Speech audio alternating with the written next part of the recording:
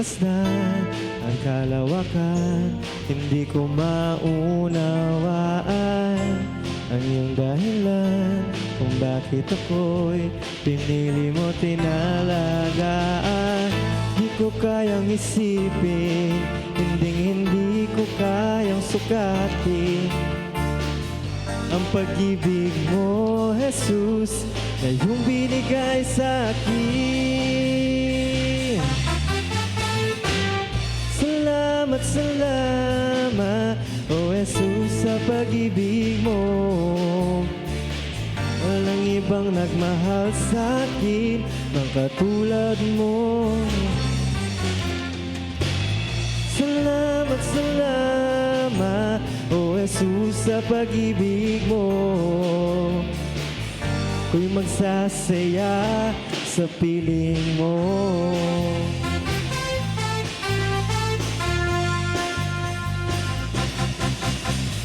Kung may pagsubok man o kagipitan, ko'y may lalapitan. Ikaw, Jesus, ang aking sandigan. Hindi mo ko pababayaan. Di ko kayang isipin, hindi ko kayang sukatin ang pag-ibig mo. Ang pag-ibig mo, Jesus, ay iyong binigay sa akin. Salamat, salamat, O Jesus, sa pag-ibig mo. Ang ibang nagmahal sa akin ng katulad mo. Salamat, salamat, O Jesus, sa pag-ibig mo. Ako'y magsasaya sa piling mo. Buhay ko nang purihin ka, buhay ko nang sa'yo'y sumamba. Wala nang ibang nanaisin pa, kundi pasalamatan ka. Buhay ko nang purihin ka, buhay ko nang sa'yo'y sumamba. Wala nang ibang nanaisin pa, kundi pasalamatan ka. Salamat, salamat, O Jesus, sa pag-ibig mo. Walang ibang nagmahal sa akin ng katulad mo. Salamat, salamat, O Jesus, sa pag-ibig mo. Ako'y magsasaya sa piling mo.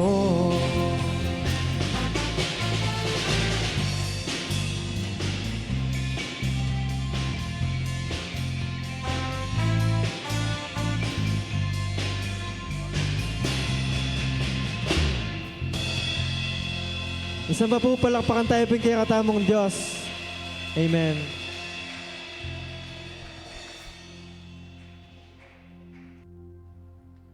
Amen. Ganyan niya po yung Diyos. Glory to God. Amen. Mayap niya po yung Ginoo. Announcement po. Iyon pong ita pong dito pong kiyakatamong alkansya, binilang mila po aniyang Miyerkules. May gitla pong 39,000, mga tsula po kayong 39, may git 39.5 siguro. Palakpakan tayo po yung Lord. Yung pisabi tamo po, dito, idagdag tala po, karetang total na pong Sister Georgie na I think mga 185, Sister Georgie, may get? May get 185. So, nung ating tapa pong additional, may get 30. Ing malyari po kanyan, salita pa pong alkansya, dito pong bisang mag-share. Nung dito pong kaya kayong alkansya, pa po abier, dito pong last year, pwede tala pong itagal.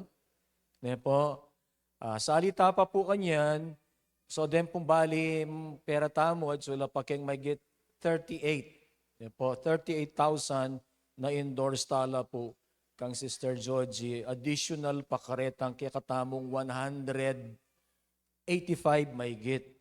Ne po, so tintamo pong mahigit 200, ito yung kaya katamo pong project, ingkeng pong harap. Ne po, paggawa tayo po itang kaya katamong canopy keng harap. Praise the Lord. Pag-pray tamo po, sabi na po nito ang kasabi kong engineer Ketangaldo, ne po, siguro safe ta na po, Pastor, keng 300, ana. So, siguro po, nung megit na yung 200 data, baditak na mo po yung kikatamong daragdag. Ne po. So, praise the Lord. Pag-pray tamo mo rin, at someday, makasalita pa pong metong makanya na aircon, pakabit kaya po, Kenny. Kasi po ikaw yung marimlako, Kenny, malisahan kami. So, pag-pray tamo po, makasalita pa pong metong makanyan. Then po, ang installation, pati po retang bakal na kailangan, Ken, balo ko po, may resla pong mga 80 may git din. Yan po, magit 80. Praise God. So, salamat po keng Lord. Announcement pa po. Ken pong Resurrection Sunday, tintamo pong service, maranon po. Yan po. Miyata sabing oras, pero usually po 6 a.m. Yan po. Mag-invite tamo po. Invite tala po diya ang aliwang churches sa pagpastoran ko. Kani po king Hope in Christ. Kani po. Siguro nung datang langan po dita. Tsula po king 40 to 50. Dita pong King San Antonio naman, the same. Mga 40 to 50. Nung mag-expect tamo pong 100. Nakaiba't kita mo nung mga datang langan. At tamo po siguro king 80 to 90. Or nung pati anak niya po. Baka may restamo pong 100. So mga maybe, kaya kamarakalya po yung 200 siguro, kaya Resurrection Sunday. Be there, ne po, mag-celebrate tamo po yung resurrection ng kaya katamong Lord. March 31 ya po ita. March 31, Sunday. Ne po. So maraming tamo po, mag-celebrate tamo pong ining pamagkabiyan ng pasibayo ng kaya katangin ng Yesu Cristo. So March 31 ya po ita. Ita pong Thursday, bayo itang Sunday, at intamo pong activity. Ita na po mag-service kenit, ang usual two nights tamong service, Huwebes Santo, Biyernes Santo. Inggawan tamo po, munta tamo po king metong a resort, mag-pray tamo po. Ne po. Makiabela naman, tangalawang churches, ne po, Amiglawe no po at ang lugar. In initial plan, King Peñel, pag-pray tamo po ka rin. Pero nung makanita tamo karakal, halimbawa po, mabayad po king transportation and also ingkay na po kasi ka rin, okay mo po nung talagang mag-pray tamo ka rin, prayer and fasting, kasi pwedeng magdalang pamangan na chichirya ka rin. Yan po, karet, o kaya danong. Pwede itang heavy meal.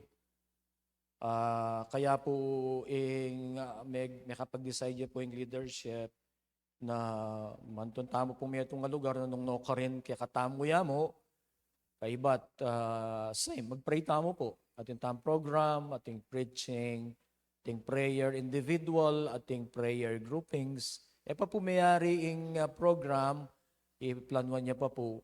Ita pong Thursday na po nita, lawin tayo po na ng date ita niya. Wednesday, March ya rin po ita. So nung yung 31 Sunday, ita pong 28.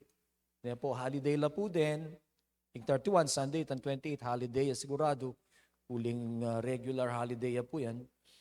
So, muntatamo po kayong may itong lugar. Kaya po ata Jeff Min, may kapaglawe na la po napon. No ka rin niya, kayong Earl's Place, bayaran tayo pong 10,000, ito pong patingapon. Pero hindi naman mabayad siguro, bayanan da katamo po din nga luwang kaya betamo po. Magbakal tamo po kanita, kumbaga mag-fasting tamo po siguro itang Wednesday. Kasi kada po kada quarter at itapong prayer and fasting as a church, ita pong Wednesday, Thursday, Friday, naning bawat quarter. Tapong last Wednesday, Thursday, Friday, na puning bawat quarter, March, June, September, kaiba't itapong November, at tamo pong prayer and fasting. Yan po. So makayabi po itang Thursday kanyan, kaya tang kiyakatamong prayer and fasting, pero itang 28 ito, huling mag-gather tamo po, itang 27, mag-fasting tamo, itang 28, ali tamo, huling magtatamo ka rin, magbakal tamo po.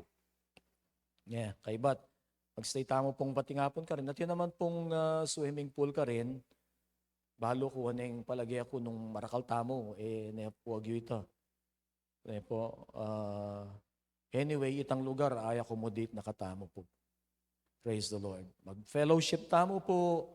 At siyempre mo muna, let us continue to seek the presence of the Lord. Amen.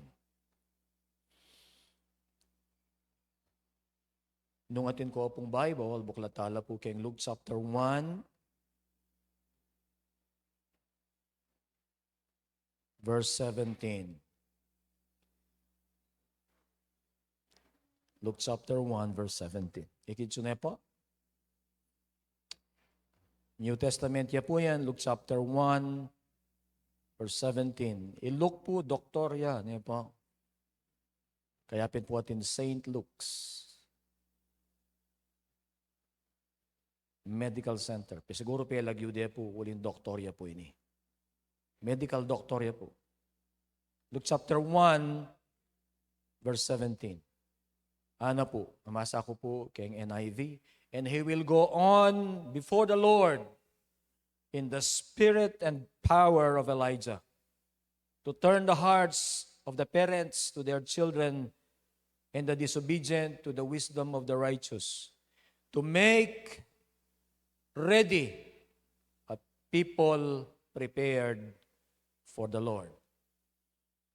Nagpapasalamat kami, Panginoon, pinagkatipon mo po kami ngayong umaga upang kami po ay sumamba at magpuri. Nagpasalamat. May-enjoy namin, Panginoon, ng iyong kabutihan at ang iyong presensya at ang fellowship po ng Banal na Espiritu at ang fellowship po ng aming mga kapatid. Salamat, O Diyos, sa mga ganitong pagkakataon na binibigay mo po sa amin upang kami po ay mabigyan ng ma-inspire muli, Panginoon, sa aming mga pananampalataya at makatanggap, Panginoon, ng mga kagustuhan po ninyo, mga pagpapanuto, pagtuturo po ninyo, instruction, Panginoon. Lord, patnubayan mo po kami, dalangin namin, O Diyos, kami ay magkaroon ng puso na mababa, Panginoon, mapagpakumbaba, kami ay umaasa, Panginoon, sa iyong gagawin, umaasa, Panginoon, sa iyong ituturo. Hindi namin iniisip na kami ay matalino sa iyong mga salita. Kundi, Panginoon, kami po ay bukas, Panginoon, sa kung ano ang sasabihin mo po sa bawat isa sa amin. Marami pong salamat. Kumilos ka, O Diyos, kami po ay humihiling, Panginoon, na ikaw ay kumilos at kami po ay umaasa, Panginoon, sa iyong mga dakilang bagay na gagawin sa aming pong mga buhay. Lord, we continue to fix our eyes upon Jesus. We look upon Jesus. And we're expecting the Holy Spirit to touch our hearts. And that the Father will bless us. Hallelujah. Thank you for your love. Thank you for all of your blessings. We honor you, Lord, and we thank you. This is what we pray in Jesus' name. Amen. Tayo po'y makakaupo. Ngayon pong mga huling siguro 3 buwan, ay meron akong parating napapanood. Ito po ay patungkol sa mga pag-iipon. Ano na kasi lagyo itang kanakong pa ni Alben? Sa Amerika po siya.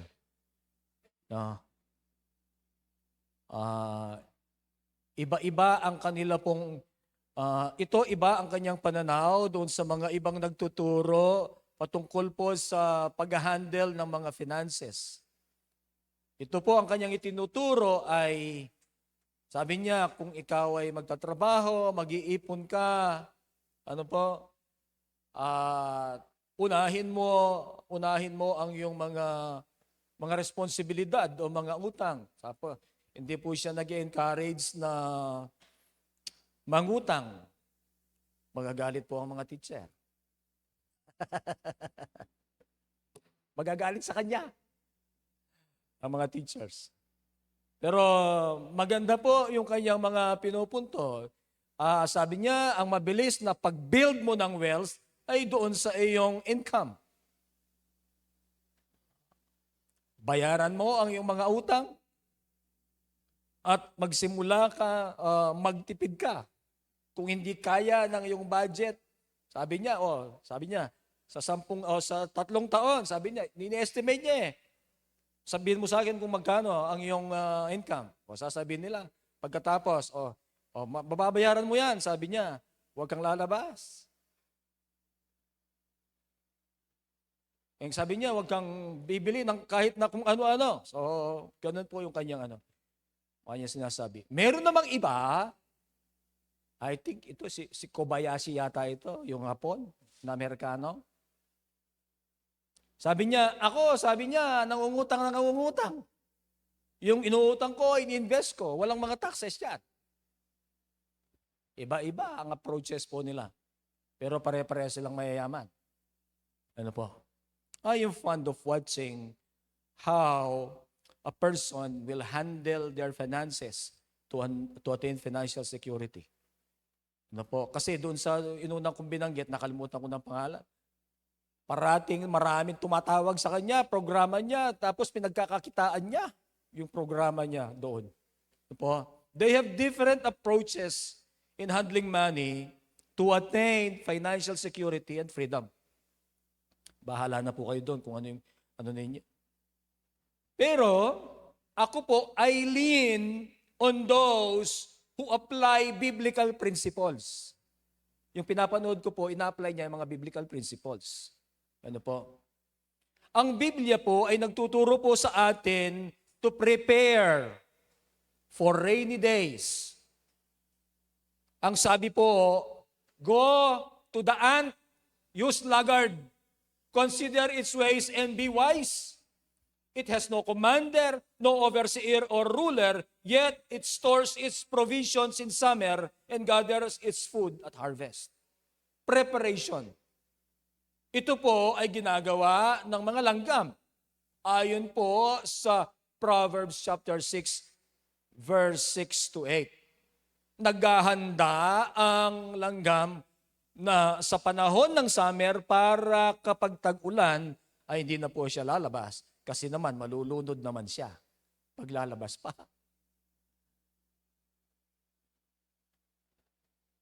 Huwag lamang po tayong mag-prepare for rainy days. But we need to be prepared for the Lord. Amen. Amen po ba doon? We can be caught by surprise sa pagdating ng Panginoon, but we should not be caught unprepared. Ulitin ko po. We can be caught by surprise, but we should not be caught unprepared. Hindi po natin alam kung kailan babalik ang Panginoon. Pero sinabi po niya, definite po yan, ang Panginoon ay babalik. Ano po? Ang sabi niya doon sa John chapter 14 verses 1 to 3, naghahanda po siya ng lugar doon sa kung saan niya tayo dadalhin, pero siya po ay babalik. Hindi natin alam. Kung hindi natin alam, halimbawa, dumating po siya within the oras ng ating service. Masusurprise tayo, sigurado. Kasi dumating ang Panginoon, masusurprise po tayong lahat. Hindi natin kasi alam kung anong oras. We will be surprised. Definite po yan. Pero wag po nating hayaan na tayo po ay hindi handa. We should not be caught unprepared. May iwan tayo. nakakalungkot po yun. Ibig sabihin, mahihirapan ka pag naiwan. Ano po? Talagang mahirap. Ngayon nga, panahon ng biyaya ng Diyos, kasi po ito yung argumento ng iba. Panahon ng biyaya ng Panginoon, nandito tayo, kasama natin ng Panginoon. Sinasamahan tayo sa ating mga problema. Ano po? Paano? Pag wala pa siya. Pag wala siya. Ang magro-rule for 7 years ay ang Antikristo. Ang beast. Ano pa? Tatlo rin yan Beast, dragon. Beast, the dragon, ano ba? Antichrist, Satan.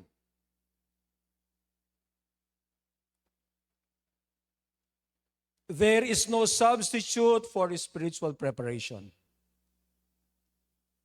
Ang paghahanda po natin spiritually ay inihahanda tayo doon sa mga unforeseen crisis of life. Naghahanda tayo, inaayos natin ang ating spiritual na buhay. Tayo po ay inaayos natin ang relasyon natin sa Panginoon. Kahit hindi pa darating ang Panginoon, tayo po ay inihahanda nito doon sa mga pwedeng kaharapin natin na krisis sa buhay. Hindi po nagsasabi ang mga problema at mga krisis ng ating buhay na, ito, paghandaan mo ako, parating ako. Darating at darating po yan. Yan ang realidad po ng buhay natin, hindi po ba?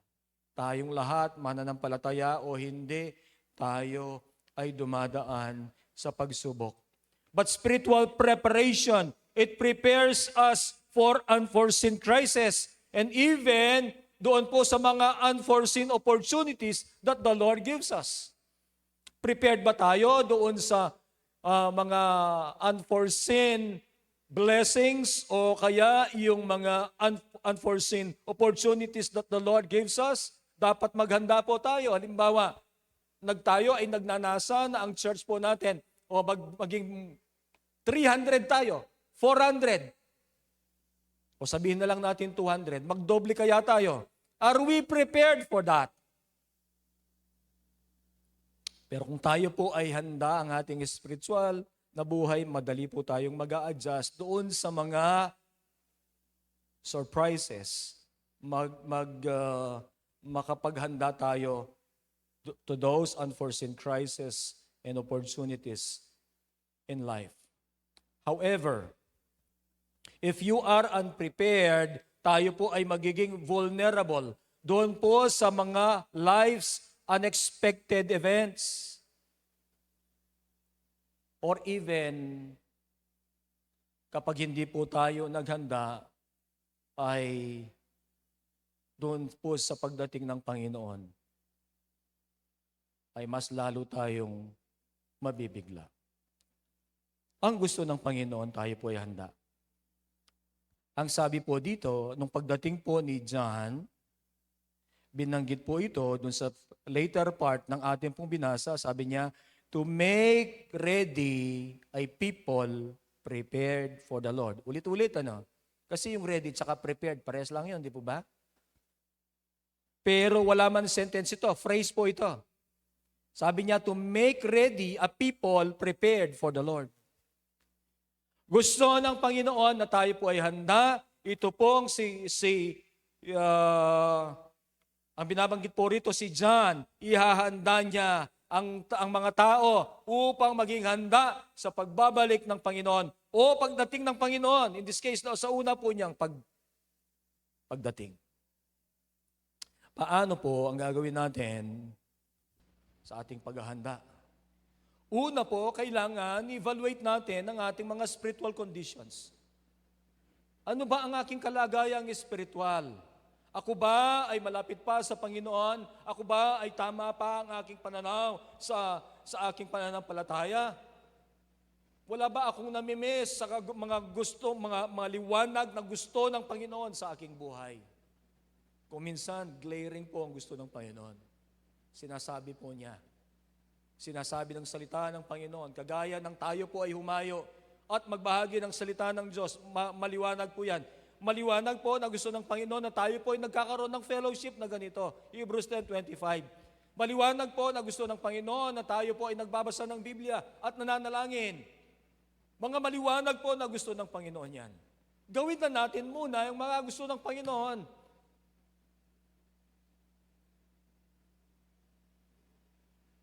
Yung mga maliwanag na sinasabi po. Check your spiritual condition.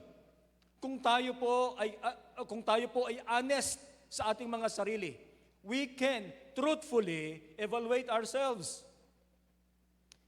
Ang Diyos, alam po niya yung ating buhay, tama? Alam niya ang ating puso. Alam niya ang aking iniisip ngayon. Alam niya ang inyong iniisip ngayon. Kung yan ba ay nakafocus sa mensahe ng Diyos o somewhere yung isip natin ay naglalakbay. Alam po ng Diyos yan. Ano po? So, kung alam ng Diyos yan, edi dapat sana honest na tayo sa pag-evaluate ng ating mga spiritual condition. Kasi alam naman ng Panginoon eh. Bakit kailangan tayong mag-pretend? Doon sa hindi tayo. Alam naman ng Panginoon, lalong-lalo na kung ipapa-evaluate natin yung ating, nag-evaluate tayo ng ating mga sarili at pinapa-evaluate natin sa Panginoon ang ating puso. We must have a proper diagnosis of ourselves. Amen. Kapag ang doktor po, nagpa-check up po tayo, pag hindi niya tinamaan ang diagnosis, magagastos lang tayo. At magiging malala yung ating sakit kasi hindi niya tinamaan yung diagnosis. Kaya puro ng tanong yung doktor eh. Para sa kanyang pagtatanong ay magkaroon po siya ng proper diagnosis. Sabi nga po nila, ang doktor tanong ng tanong, tayo naman sagot ng sagot. Tapos sa ating mga pagsagot, binabayaran natin yung mga doktor.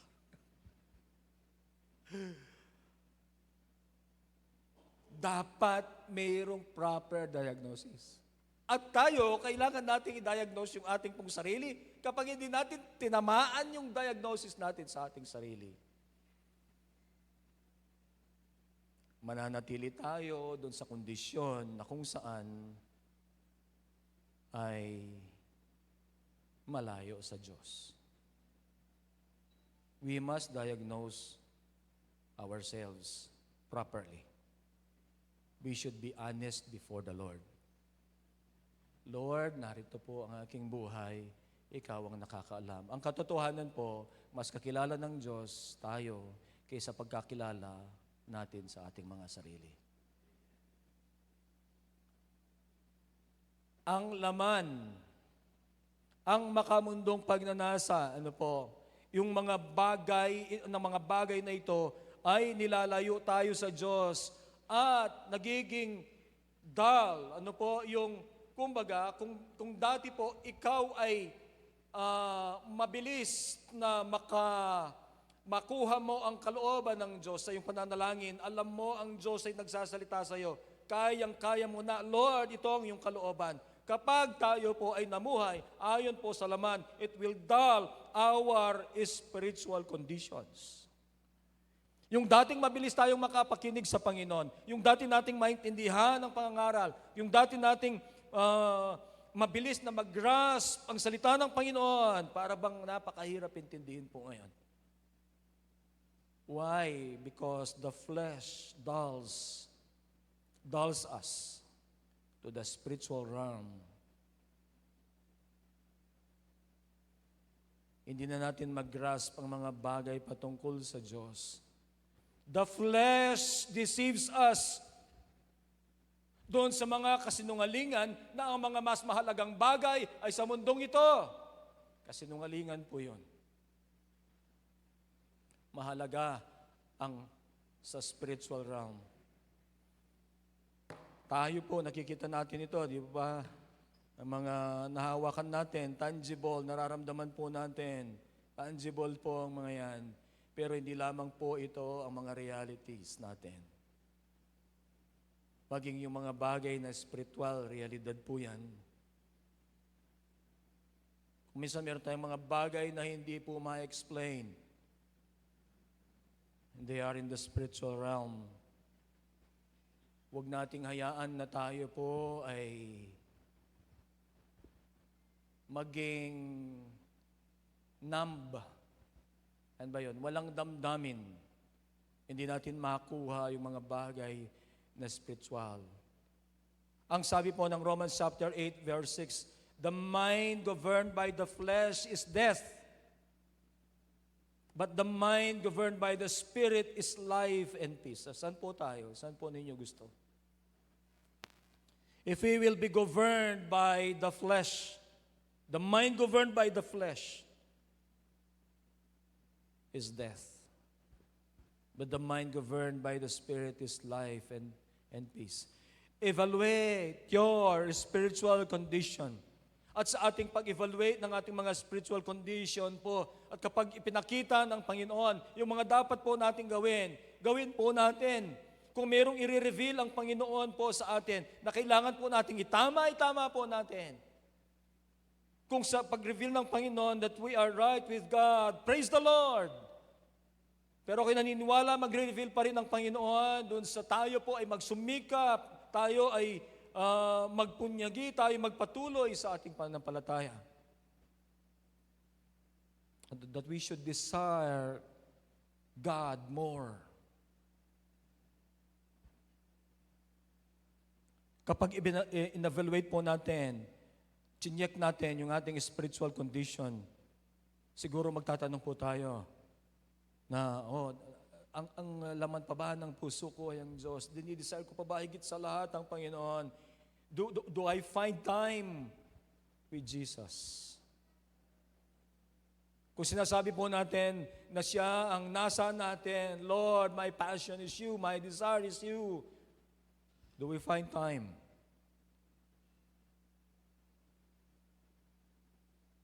Kailangan po tayo talaga maghanap ng oras para sa Diyos. Kasi kung pagbibigyan po natin lahat ng gusto po natin gawin at yung nire-require sa atin ng ating mga trabaho, nire-require na panahon sa atin ng mundong ito, mawawalan tayo ng panahon sa Diyos. That's why we should find time. Do we still pray earnestly? Do we still meditate the Word of God? Yung bang passion natin sa Diyos nung nauna tayong nakakilala sa Kanya? Nung nag-reveal ang Panginoon sa atin, nung tinanggap natin siya bilang Panginoon at tagapagligtas, nandun pa rin ba yung passion natin para sa Kanya? Or do we enjoy the perks and pleasures of the world? Beware. Beware. Evaluate your heart. Do not follow your heart. Ang sabi po, follow your heart. Ang sabi po ng Biblia, do not follow your heart. Why? Because the heart is deceitful above all else, ang sabi po ng Biblia. Follow Christ and let Him correct our hearts. Do we still pray? Do we still meditate the Word of God? Or are we so busy that we don't have time for the things that matter? What are the things that matter? They are the things about God. Amen. Iuna po natin ang Panginoon. Let us find time to have fellowship first and foremost to God. Ilalayo po tayo sa Diyos. We do nothing. Noon po, nagbigay ako ng example. We will drift away from the Lord. Kailangan po deliberate yung ating ginagawa. Kailangan intentional yung ating mga ginagawa upang tayo po ay mapalapit sa Panginoon. Magbigay po tayo ng priority sa ating relationship sa Panginoon. Find time to have fellowship with the Lord. Find time to pray. Find time to meditate on the Word of God. Kung ang itatights natin ang 24 hours, ilang oras po yun? 2.4 hours. No. 2.4? Mga ilan kaya yon? Mga nasa 20 minutes yon, mga I don't know. O sabihin na lang natin, 2 oras. Let us find time. Siguro po sa ating pagpipray, matagal na yung 10 minutes. Nainip na tayo siguro doon. Sana hindi. No? Kung minsan, if you feel the presence of the Lord, alam mo that the Lord is there, hindi mo pansin yung oras. Ay, may balabas na pala yung oras. Because you enjoy the presence of the Lord. Let's start again. Ano po, kung halimbawa na-evaluate po natin ang ating spiritual condition at pagkatapos ay pinakita ng Panginoon na kailangan tayong mag-spend ng time sa Panginoon. We can start maybe with 10 minutes. 10 minutes, 15 minutes. Matagal po ba yun? Kahapon at saka noong Friday, nandun po kami sa Fire Up. Fire Up, kasama ko si Pastor Nel at si Pastor Jovi. Totoo nga naman, ano po, paggising mo, you're struggling already. Biblia ba? O yung cellphone mo? Nakagawa ng paraan. Cellphone. Cellphone na mayroong Biblia. Yung cellphone. Pero, totoo po isasabi nila, you scroll. Halimbawa lang, nagising ka, nag-scroll ka, ano kaya nga, mag-scroll ka po. Hindi mo napansin, natapos ang 15 minutes. Hindi ka man natapos sa kakascroll na gano'n. Tapos pagkapansin mo, tapos na yung 15 minutes mo. Hindi kaya mas maganda yung 15 minutes na yon na naubos natin sa kakascroll, ay pinanalangin na natin. Let us give priority to our relationship with Christ. Ano po? Gawin po natin yung ating pong bahagi doon po sa relasyon natin sa Panginoon so that it will become strong. Kasi ang Panginoon, parating nandyan po yung kanyang part. Nandyan po parati ang Panginoon. He has done His part. He will do His part. Doon po sa ating relasyon po sa Kanya. Give priority to our relationship with Christ. Nabanggit ko po kanina yung mga krisis ng buhay. They will surely come. By the way, ang sabi po nila, crises are dangerous opportunities. They are opportunities, but they are dangerous opportunities. Paano tayo mag-respond? Doon magiging opportunity po yan. Ano po? When crises come, hindi lang isa, crisis, mga crisis. Ano po? Ang relasyon natin sa Diyos, ang siyang magsusustain sa atin. Ang Panginoong Jesus, ang siyang magsusustain po sa atin. Doon po sa struggle na yon, doon po sa crisis na yon, siya yung tutulong sa atin hanggang dulo. Siyang magbibigay sa atin ng tagumpay doon po sa crisis na yon. But what if yung relasyon natin sa Panginoon ay malamig o kaya tayo ay malayo? Sino po ang magsusustain sa atin doon po sa crisis na yon? Who will sustain us if we're out of God's will? Ang mga mananampalataya po ay marami pong mga opportunities ang namimiss po nila dahil po yung mga activity ng Diyos na ginagawa, na gustong gawin ng Diyos sa kanilang mga buhay. They miss that opportunity. They miss that experience na gusto sanang iparanas ng Panginoon o kaya pagpapala ng Diyos na gusto niyang ibigay sa kanyang mga anak. They miss those opportunities because they have not devoted their time to enrich their relationship with Christ. Huwag nating hayaan na mamiss po natin yung mga opportunities ng Diyos. Of course, alam naman po natin, God is a God of second chance, third. But let us not miss the opportunities na binubuksan ng Diyos para po sa atin.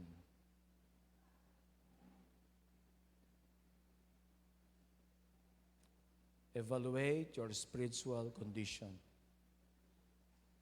Tayo po ay inihahanda ng Panginoon at sa ating pong paghahanda ay dapat i-check natin ang ating spiritual condition. Pangalawa po ay tayo dapat mag-persevere, magpatuloy sa ating pananampalataya sa Diyos. Ang sabi po ni Apostle Paul, I press on toward the goal to win the prize for which God has called me heavenward in Christ Jesus. Si Paul, wala po sa kanyang kaisipan yung pong salitang quit. Wala po sa kanyang bokabularyo ang susuko sa pananampalataya. Ano po? No quitting, no giving up, but pursuing Christ. Pursue Jesus Christ.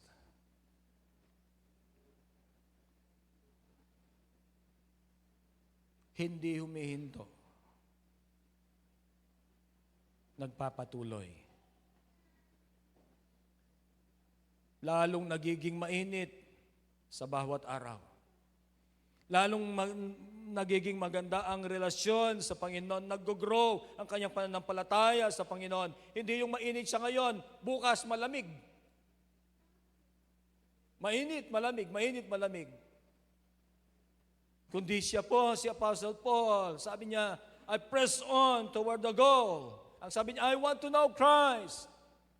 I have fought a good fight. I have finished the race. I have kept the faith. Mabigat, matindi. At ang history po ay pinatunayan na ang mga matagumpay ay hindi dahil po sa kanilang brilliance. History has proven that people are successful not because of brilliance, but because of persistence and desire. Ang dami nating failures, hindi po ba?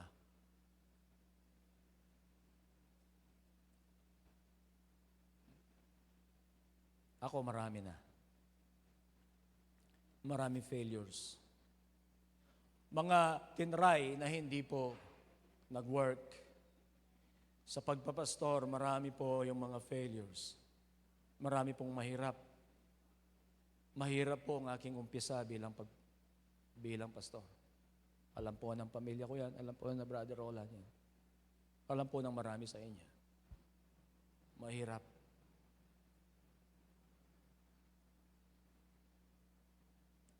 Pero kailangan tayong magpatuloy. Sa inyong mga gustong mangyari sa inyong mga buhay, sa inyong mga pangarap, marami pong magiging failure. Marami pong magiging mga walls na para bang o kaya closed doors. Pero hihinto pa po ba tayo? No quitting, no giving up, but pursuing Christ. Kung ang pinag-uusapan po ay ang pananampalataya po natin at ang pagsunod natin sa Panginoong Yesukristo, wala pong dahilan upang tayo po ay mag-quit. Wala pong dahilan upang tayo po ay tumalikod sa Diyos. Ipinakita po niya ang pag-ibig niya sa atin. He has given His life to us. Ang sabi po ng Romans, while we were yet sinners, Christ died for us. He showed His love for us. The Lord God has given us so much.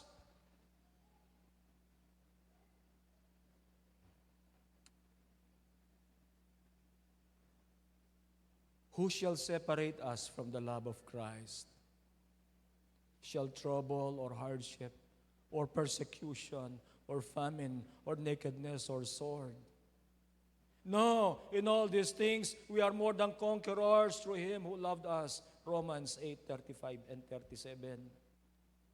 Wala pong dahilan upang tayo po ay mag-quit sa ating pananampalataya. Kung ang Panginoon hindi po siya nag-quit doon sa cross, At tayo ang kanyang iniisip po doon. Alam niyo po ba na tayo ang nasa isip ng Panginoon? Kung nasa cross po siya. Kung doon po sa Garden of Gethsemane, nung sinabi po niya, Lord, if it is your will, let this cup be taken away from me. But not my will. Ang sabi mo, but not my will, but yours be done. Kung sinabi niya, ay Lord, Father, mumurong na ako po Kenny, masakit. Akakit na niya. Nakikita na niya yung magiging kalagayan po niya. Yung kanyang daranasin.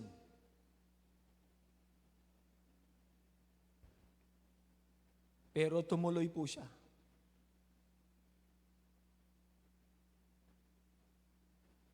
Para sa iyo at para sa akin. Pagkatapos tayo, hindi po tutuloy sa ating pananampalataya sa Kanya. Ang sabi po ng salita ng Diyos, nung isinulat po ito, sabi niya, wala pa sa inyo, dahil sa inyong pananampalataya ang tumulo ng dugo. Nung sinulat po yon, pero meron mga nagbayad ng kanilang mga buhay.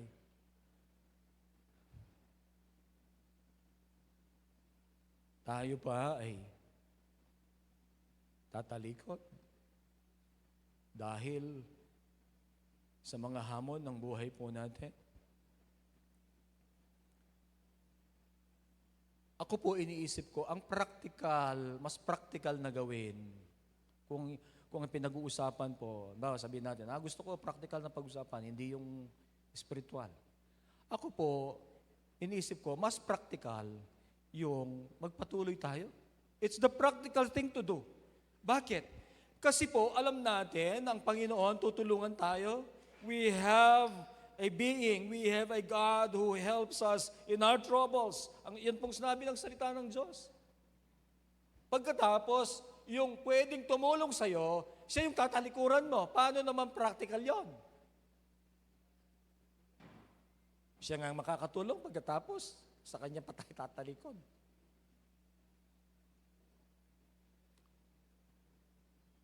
I think that is a foolish thing to do. Persevere in the faith. It's the spiritual na pwede nating magawa at ito isang practical na bagay na pwede nating magawa. Pagtiwalaan po natin ang Diyos na sa bawat yugto ng ating buhay, as we persevere in the faith, magtiwala po tayo na nandun ang Panginoon para sa atin. Nandun siya, tutulungan po tayo. Kung hindi man po niya aalisin yung mga sagabal, yung mga challenges ng buhay natin, ako po'y naniniwala na ang Diyos bibigyan tayo ng tagumpay doon sa mga hamon ng buhay po natin. Kahit saan po yan, kahit sa trabaho yan, o doon sa pamilya po yan, o kung sa mundong ginagalawan po natin, kung estudyante tayo, whatever challenge, kung nagtatrabaho, kung nagbi-business tayo, in whatever na kinakaharap po natin. The Lord is there. That's His compound name. Jehovah Shammah. The Lord is there. The Lord will be there for you. The Lord will fight for you. Ang sabi po ng, I think it's Exodus 14:14. Persevere in the faith. Ang nakakalungkot po, there are many who have abandoned the faith. Meron po ba? Meron. Glaring example, Judas. Si Judas. He abandoned the faith.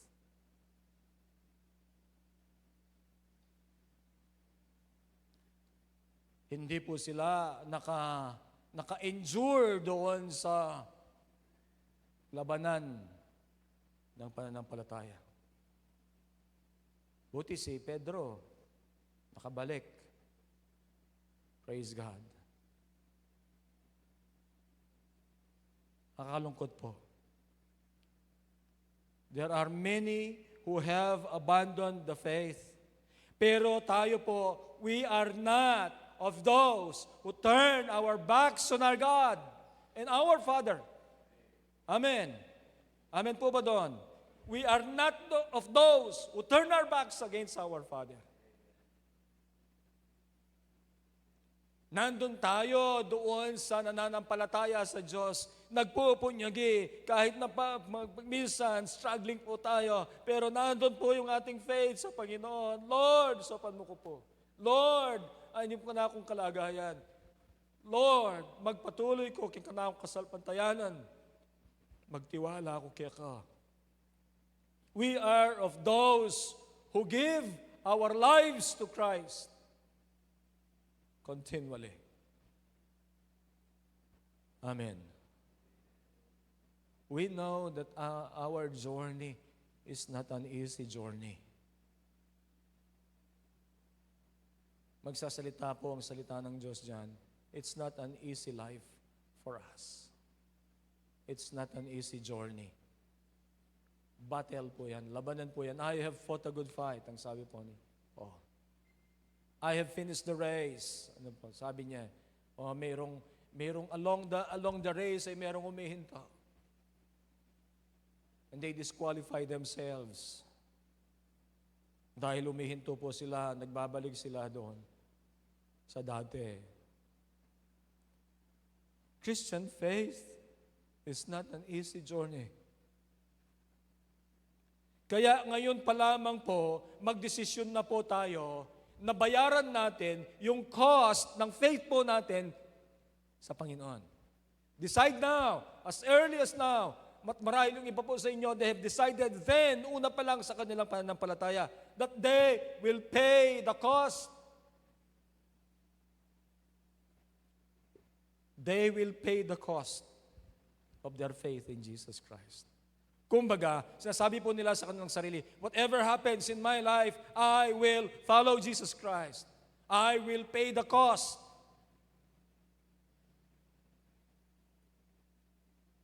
Yung mga nauna po sa atin, they have paid the cost. They have paid it with their lives. The disciples, they have paid it with their lives. And many, now, even in our time, they have paid it. They have paid the cost of their faith in Jesus Christ with their lives.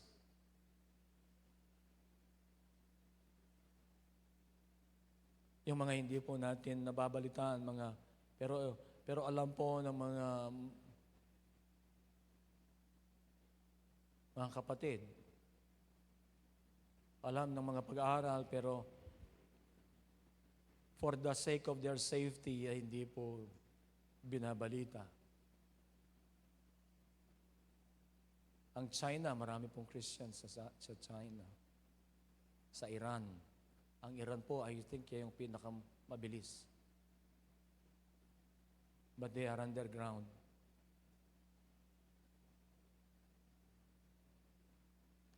Pag sila po ay nalaman naman ng palataya, they will pay it with their lives. But they are willing to pay the cost.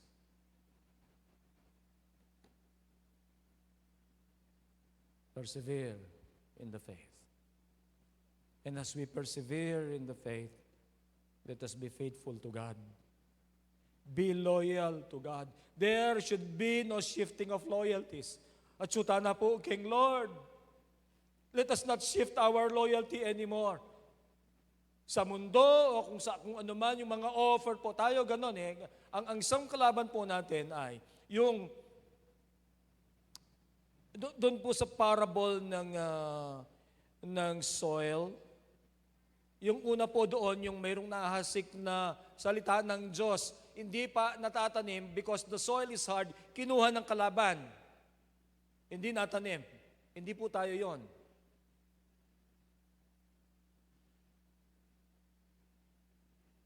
Yung pangalawa naman, yan po ay seed na natanim doon sa mababaw na lupa. Mabilis na tumubo, pero dahil po doon sa kahirapan ng persecution, sa salita ng Diyos, ang sabi po ay tumalikod na. Interpret po kasi ni Jesus yun eh. Na, tumubo, pero dahil sa init ng araw, dahil mababaw lang ay namatay. Hindi po tayo yon.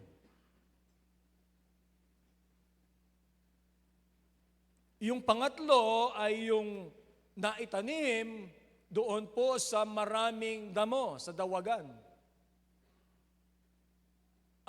Tumubo siya, ang problema ay maraming kasabay na tumubo. Ang explanation po ni Jesus doon ay the cares of this world,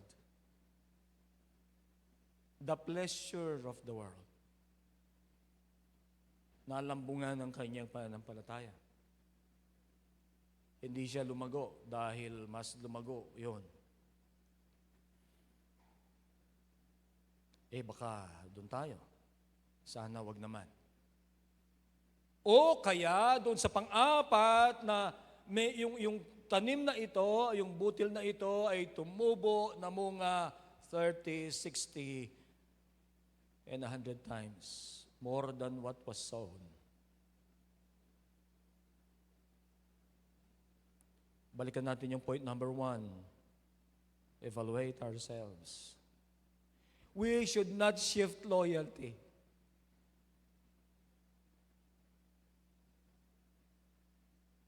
Maraming pwedeng gawin ng kalaban. O kaya yung mismong sarili po natin.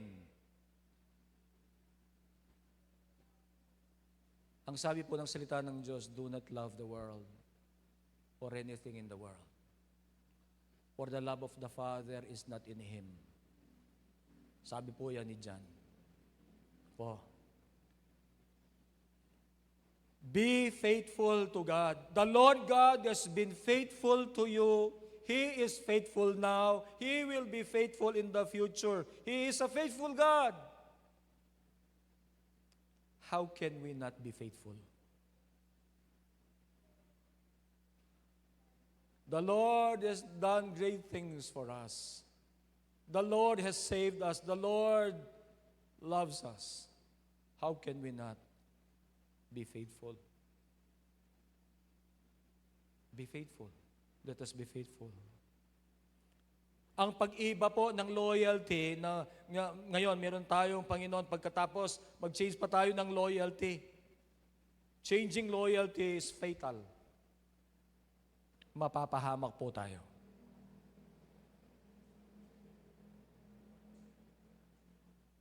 Changing loyalty in the spiritual realm is fatal. Stick to God. Stick to God. No matter what.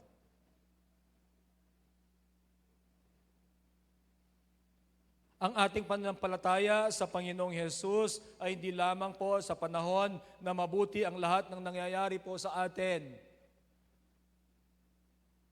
Yung lahat ng pinanalangin mo, parang, wow, natatanggap ko ngayon, the Lord is good. Amen, praise the Lord.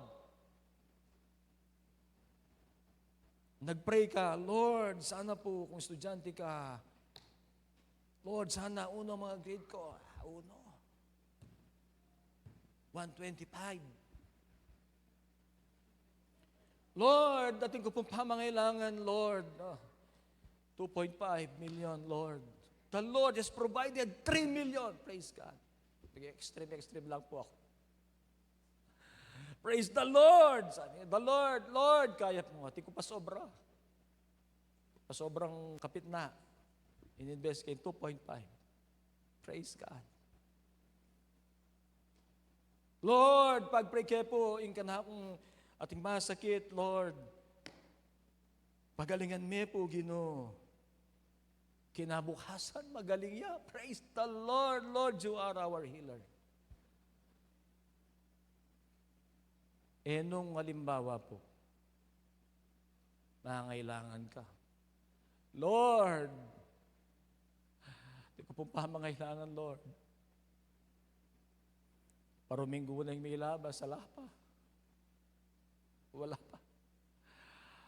Pagkatapos, Lord, masakit ko po ang tiyan.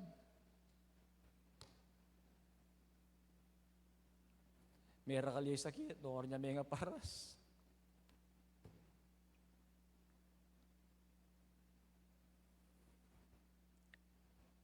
Wala kang provision, wala kang healing, nanula pa.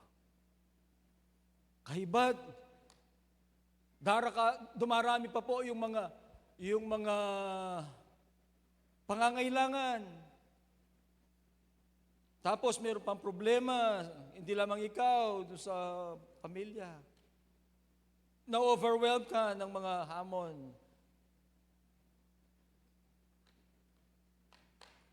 Ano pong gagawin natin? Our faith in Jesus is not only when all goes well with us, but even when we have challenges and problems that are beyond our capacity to endure.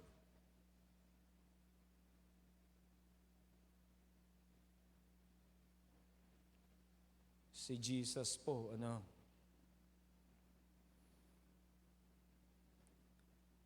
He endured the cross.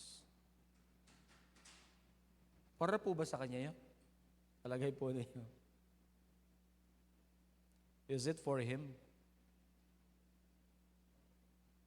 Sabi po ng salita ng Diyos is God from eternity. He enjoys perfect fellowship with the Father and the Holy Spirit. But He chose to be in the form of a man. Sabi po ng Philippians chapter 2. Para tayo po ay magkaroon ng buhay na walang hanggan. Basahin ko lang po. Philippians chapter 2. In your relationship with one another, have the same mindset as Christ Jesus. Reading from verse 5 po, 2:5. Who, being in very nature God, did not consider equality with God something to be grasped or something to be used to His own advantage. Rather, He made Himself nothing by taking the very nature of a servant, being made in human likeness, and being found in appearance as a man, He humbled Himself by becoming obedient to death, even death on a cross. Ang faith po natin is for all season. Amen. It's for all season. Piliin po natin ang Panginoon every time. Piliin po nating magtapat sa Diyos every time. Amen. Loyalty has its rewards. Apo ninyo, mayroong mga makapangyarihang mga tao that they are fond of giving rewards. Pag makita nila, tapat ito, sige, pag makita niya, very generous siya. Sige, alam nila from sa puso nila na tapat ito sa kanila, bigay.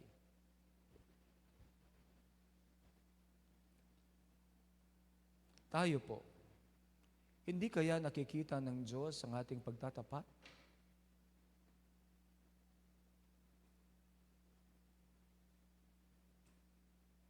Nakikita ng Diyos ang ating puso.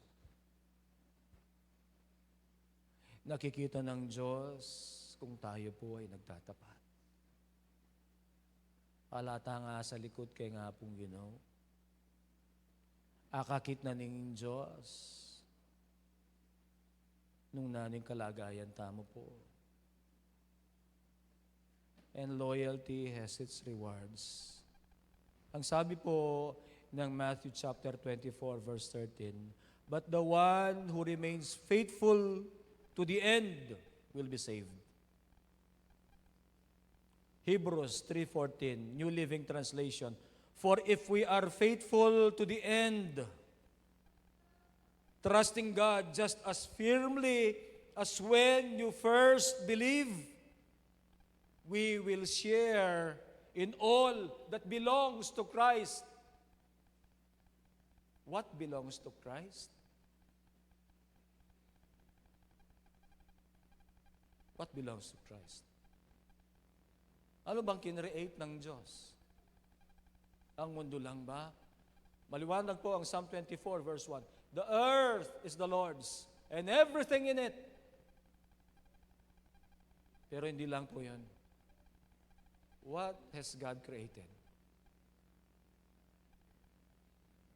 Imagine po ninyo.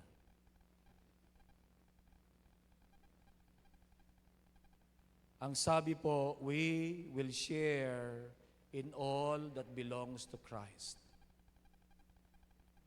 Kailan? Kapag tayo po ay nananatiling tapat.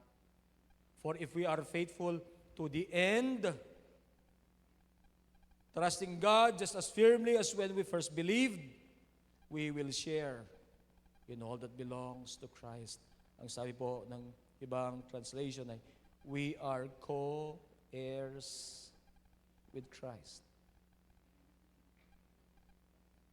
Hindi ba tayo magtatapat niyan? Hanggang sa wakas. We are co-heirs with Christ. We will share in all that belongs to Christ. That is enough reason to be faithful until the end. Alam po ninyo, si Moses, he doesn't care about the things that he will receive. He doesn't care if he will have a share in the promised land. Balikan ko lang po yung sa Exodus. Ang sabi ng Panginoon, hindi ko na kayo sasamahan. Ang sabi po ni Moses, Lord, if your presence will not go with us, huwag mo na po kaming dalhin doon. What's important for Moses is God. God's presence. Wala mang kwenta ang promised land para sa kanya. Ganun ko po nakikita yan. What is the promised land kay Moses? Para sa kanya, what is promised land without God?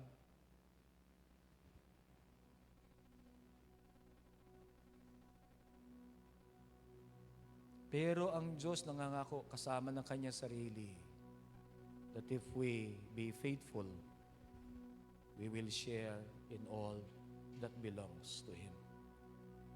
How are we prepared? Are we prepared? Prepared for the coming of the Lord? Are we prepared, yung puso po natin, sa kilos ng Diyos? Are we prepared doon po sa mga pagpapala ng Diyos na inilalaan po sa atin? Ako po'y naniniwala na ang Diyos ay mayroong inilalaan, hindi lamang po pagkatapos ng buhay na ito. If we will just learn to humble ourselves, sometimes we have yung po mga perception natin, mga pananaw po natin, na matagal na, pero ayaw nating ipakorek sa Panginoon.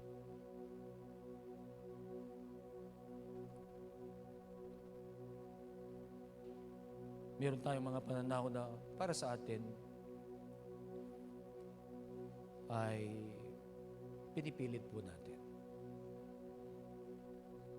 But let us learn to humble ourselves before the Lord. And let us accept the plan of God for our lives. How are we prepared for all of the Lord that the Lord has prepared for us?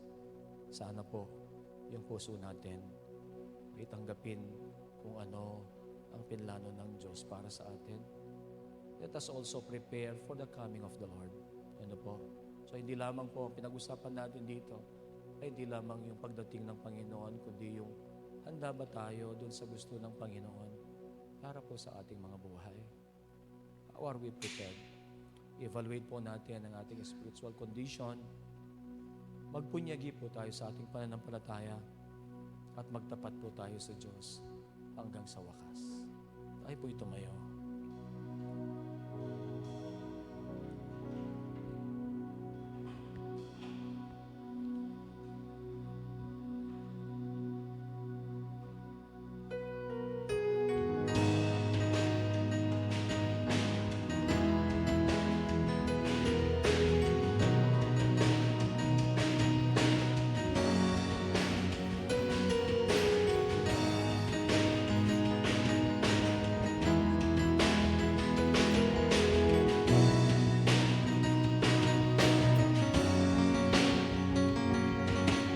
Christ is my reward, all of my devotion.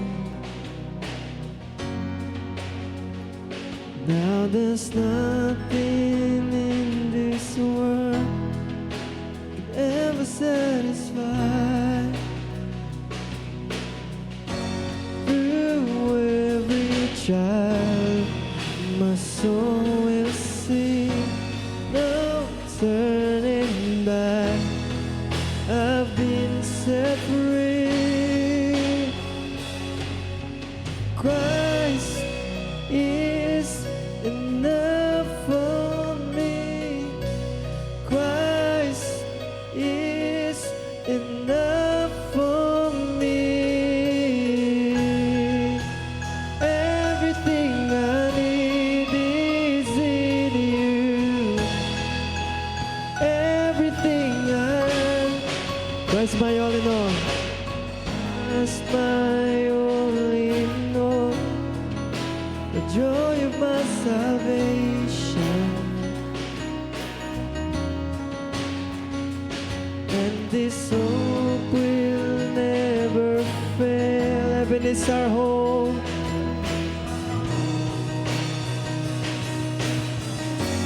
Through every storm, my soul will sing. Jesus is, to God be the glory. To God be the glory. Christ is enough for me. Christ is enough for me. Everything I need is in you. Everything I need.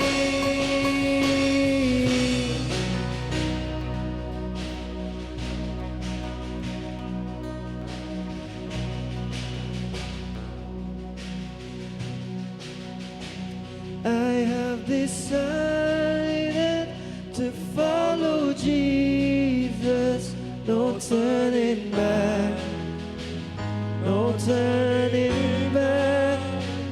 I have decided to follow Jesus. No turning back.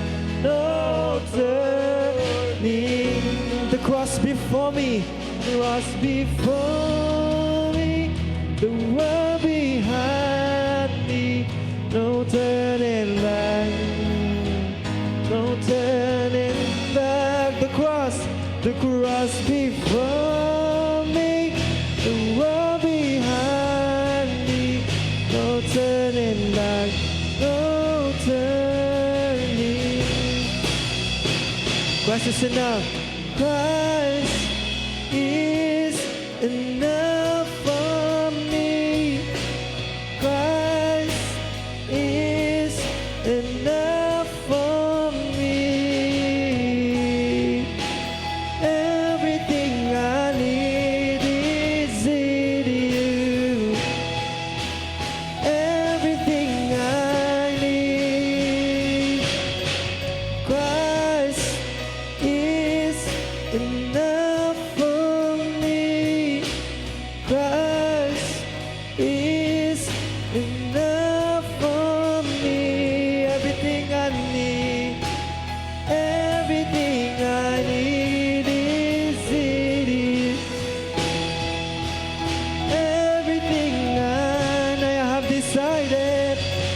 have decided to follow Jesus.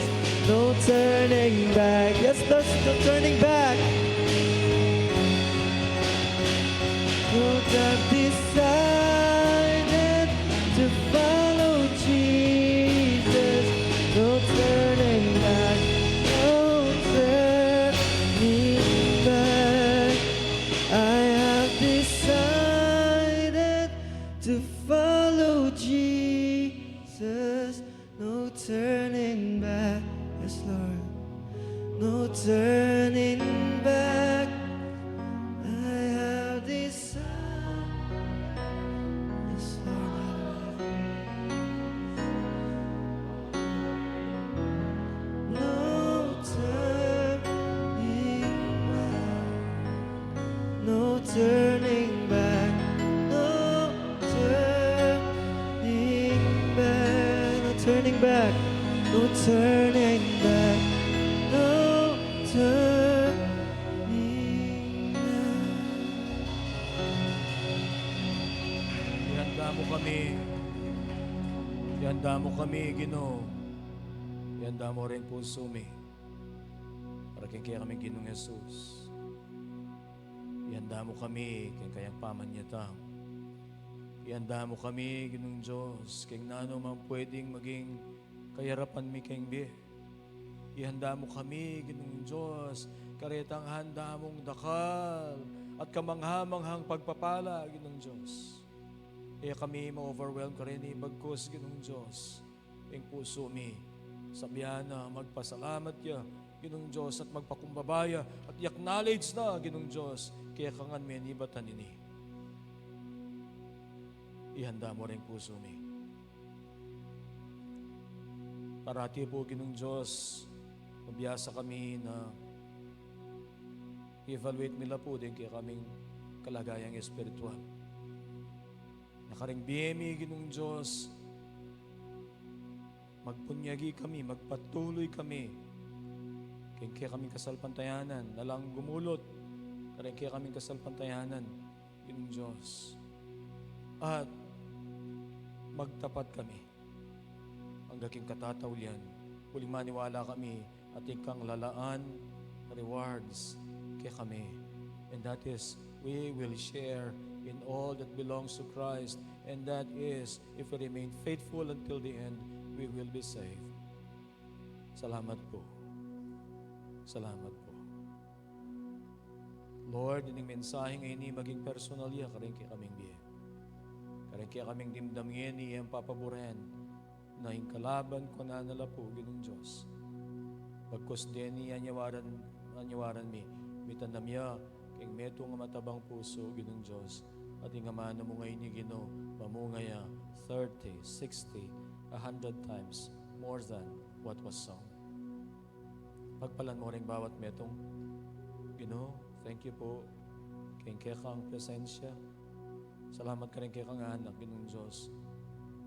Na nilaan di po ining aldo ngayon, ining oras sa ini, para sumambala at magpuri kaya kayo. Salamat po, kayong karelang biye. Patuloy mo lang pagpalan. Iparanas, Ginoong Diyos, parati kaya kami, yung kaya kang kapangyarihan, Ginoong Diyos.